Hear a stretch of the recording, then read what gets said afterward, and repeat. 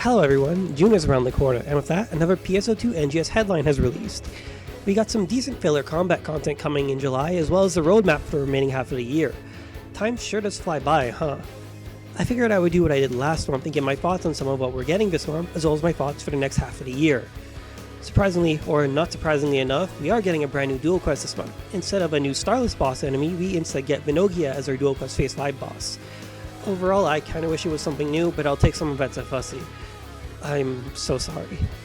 Aside from some title first-time clears, nothing was really set to drop from here, but knowing this is a dual quest, I'm just going to assume we're getting a new best-in-slot capsule.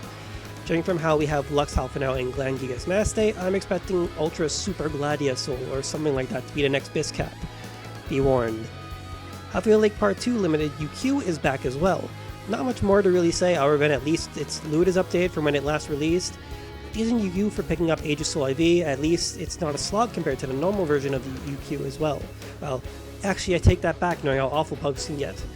Godspeed. The new Genesis Super Festival, or whatever Sega calls these, is also making a return alongside... Wait a minute, didn't I spend 50 SG badges on that weapon camo? God damn it, Sega. We got more swimsuits to ERP with famous content creator Alice Dukeswift. Hi Big Sis Alice. Wow, I'm really laying on the cringe this video, huh? It's really not worth the humor. Line Strike is also finally coming out. I kinda suck at card games, honestly. I played Bandage Master in The Legend of Heroes Trails of Cold Steel, so maybe I'm actually a Line Strike god in the making. Oh, I need to do either ranked matches or scratch for more cards? Okay, maybe I could speedrun Fastest Lost in Line Strike instead. As per usual, we are also getting a fancy reused limited quest with some new twists to it. Limited quest, Unidentified Alio, is known for being a good limited quest AFK and solo for free seasonal points, but it's just in general a short, solid limited quest to farm in if you want to do it legit. Seriously, do not AFK in this. I will come for you if you AFK in this with other people present. Apparently, triggers for Ruin a Griffin suppression up can also drop here, which is as cool as it gets, as it's a brand new enemy being released in limited time content. Yes, I know Gal Griffin isn't a new enemy. I played PSO2 guys. Eminence in Shadow is the next big collab, which is cool. I actually watched Season 1 like way back when it first came out and thought the main villain had a fantastic name that I'm 100% sure I can't say about getting in trouble on YouTube. Also, there's the I Am Atomic stamp, which I'm assuming it totally won't be the most expensive stamp ever.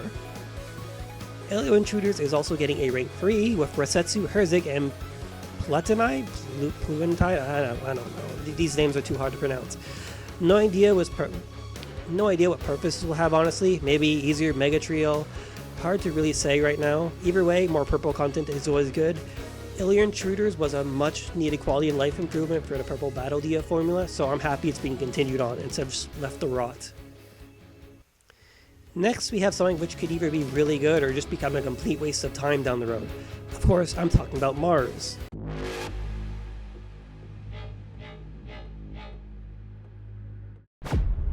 Checking condition. All systems green. Commence battle.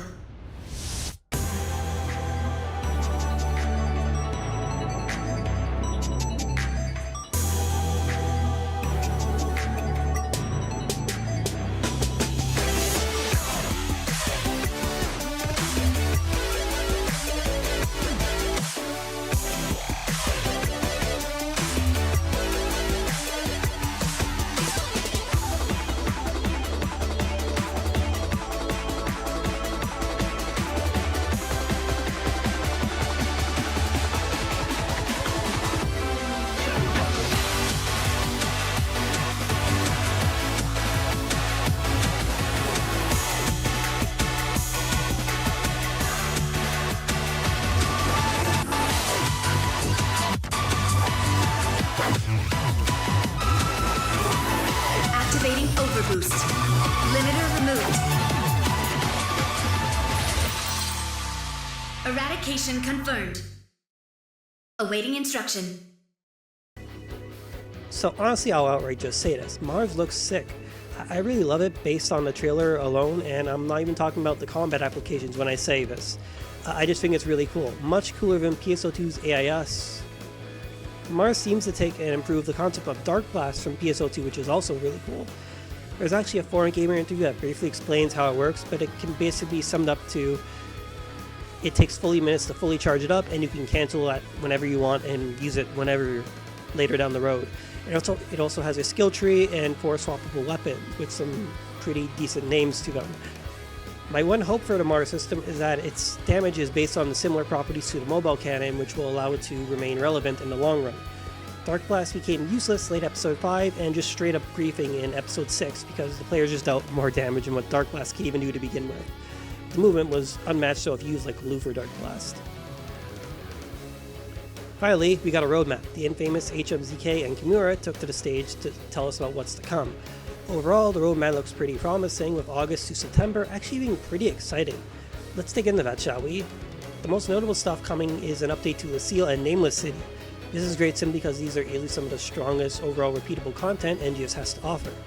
Nameless City will have stuff added to it to accommodate the Mars action system as well as some new enemies. Neat. Lucille exploration being updated also means another set of ruined enemies will likely come with it. Beyond that, we have... wait, what? An Ordinal Tower expansion? Okay, so for those that don't know, I actually loved Ordinal Tower on release. It was short and pure bossing content, which also just being a really chill advanced training at a farm. Also, if you got the motions as drops, you can make a pretty big profit. Probably one of my fonder eras of NGS to begin with. The fact that it's coming back with expanded actually has me pretty excited, so I'm looking forward to this.